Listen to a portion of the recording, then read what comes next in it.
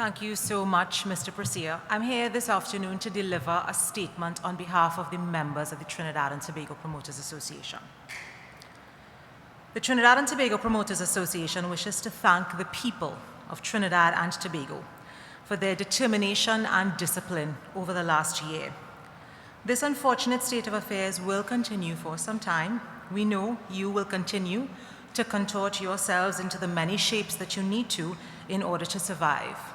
We are in solidarity with those of you who have lost your jobs, your homes, are struggling with depression and anxiety, deteriorating mental health, abuse, those who are finding it impossible to feed their families, and those who see no light at the end of the tunnel. We must go on. The people of Trinidad and Tobago are the heroes in this fight.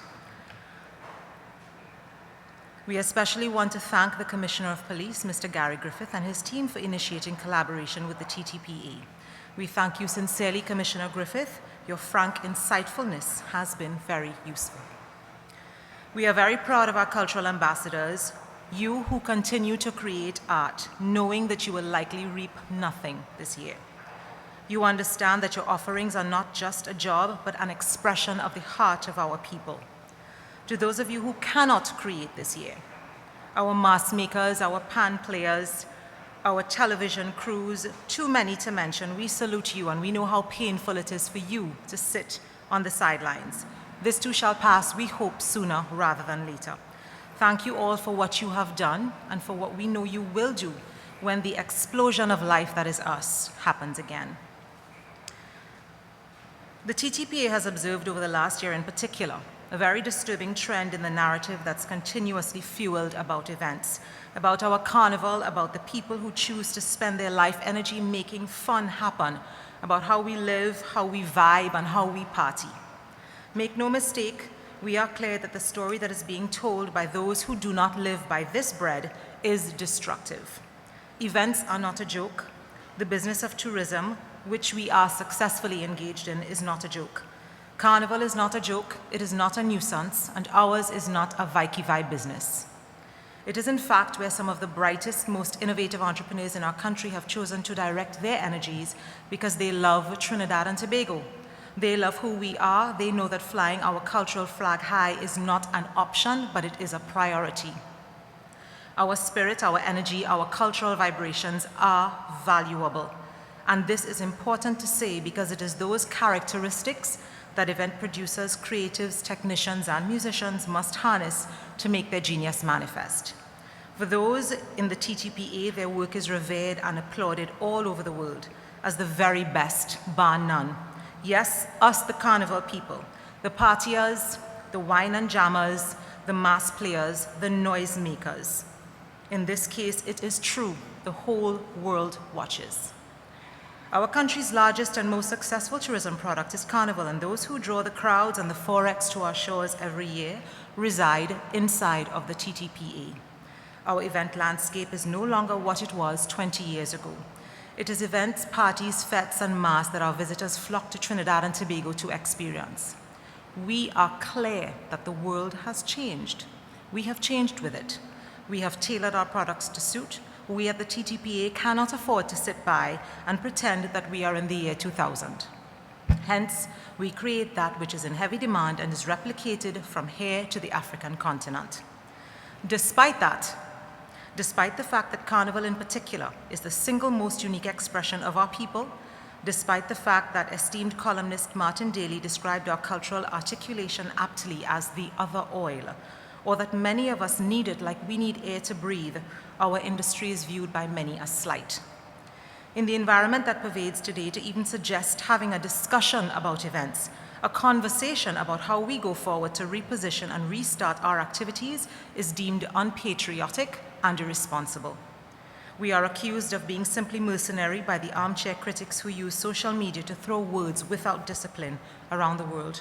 We ask them, for whom is money not important? What do you use to feed your family? If your income was annihilated, would you not want it back? We know there is a pandemic. It's impossible to ignore. We know we have to be responsible and do what is asked of us. We stopped the train. We are aware of the law, we respect why it is there, and we know what is required. We will continue to do our best like everyone in this society, but we are confused as to why the approach to our sector in particular is so unnecessarily heavy-handed. The playing field is not leveled, because for us, any breach means we are flogged in the square of public opinion, our industry further trivialized with scoldings and threats, while others are given a free pass to create their own environments of risk. In the Express newspaper yesterday, the Minister of Culture is reported as saying that persons who attend events must now not dance and must stay seated. The article is titled, "Stay Seated to Stay Safe." We have to ask, are we beginning to see the beginnings of a ban on whining in our country? Is it now illegal to dance in public in Trinidad and Tobago? The absurdity of such a notion is self-evident, it is not lost on us, and it is a real concern. Where does this end? We make our first ask today. Kindly offer clarity on this point. So where do we go from here?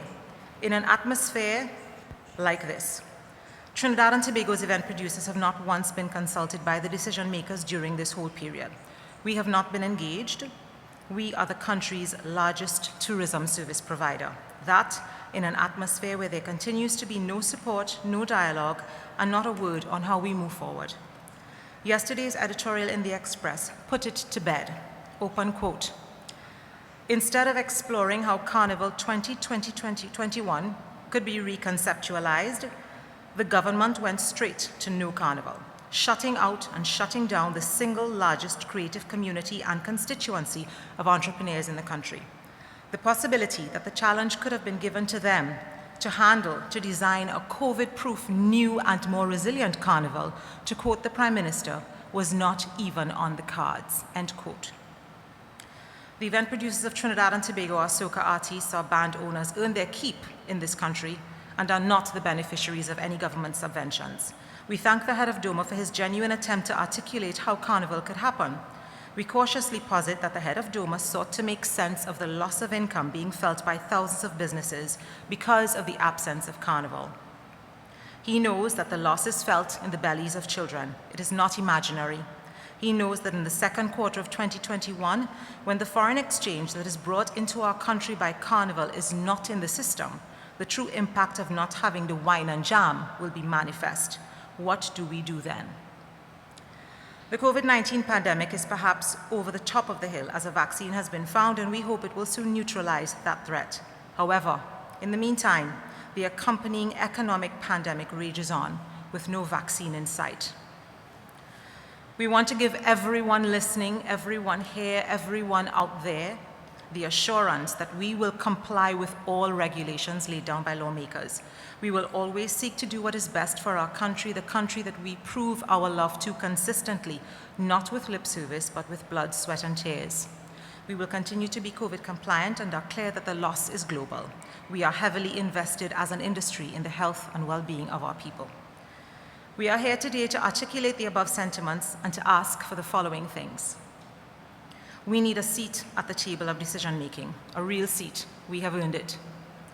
We ask that the negative and dismissive messaging surrounding what we do is changed.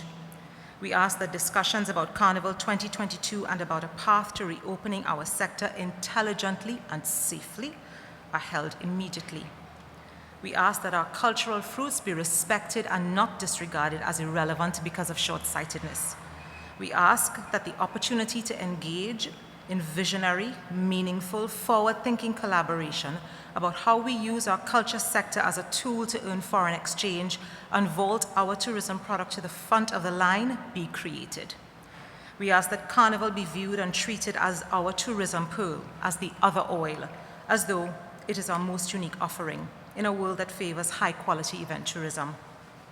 We ask that we begin to plan now to welcome the world back to our country. We must present ourselves as the best place in the world to visit when it's time for people to seek leisure again. This is a strategic decision that must be made now and executed to perfection.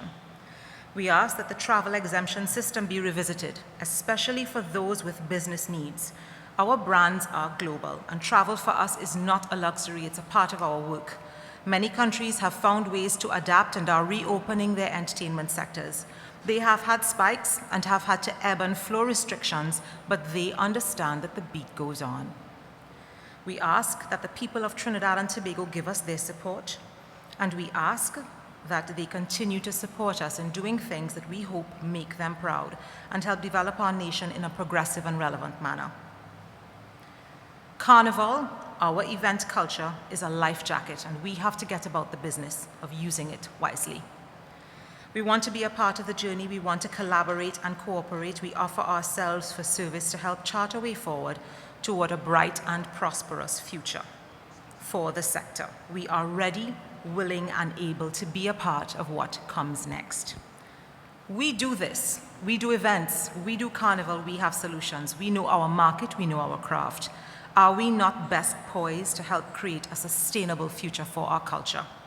To close, Trinidad and Tobago, our family around the world, the fete lovers, the partiers, the carnival junkies, the people who believe that soca is life.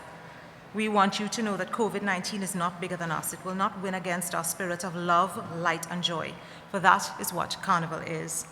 We are down, but we are not out. Carnival is not dead because we will not let it die. We are here to stay. We have earned our seat at the table professionally, economically, socially, credibly, and legitimately. Our cultural product is one of the most viable means of earning foreign exchange that we have today. We have control over it. It is ours, it is indigenous, and we have to protect it and use it.